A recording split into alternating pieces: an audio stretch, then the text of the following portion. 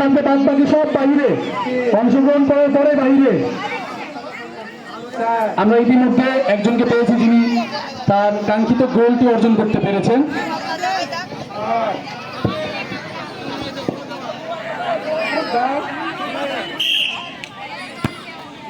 বাইরে। আচ্ছা, token star আমাদের কাছ থেকে নিয়ে গেছে আমাদের বোকা বানিয়ে, তাই আমরা দেখব এই খেলায় তিনি আমাদের বোকা বানাতে পারে কিনা। এই শুনুন, অনেক চালাক একজন খেলোয়াড়, এই শুনুন।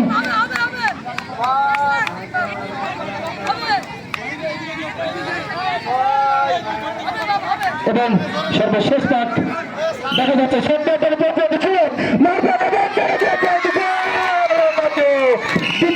কিন্তু নাম না জানা 19 নম্বর জার্সি পরিহিত 4 নম্বর পাক, 6 নম্বর পাক হলো না। তার তিনি যে শটটি মারতে পেরেছেন এটাই অনেক।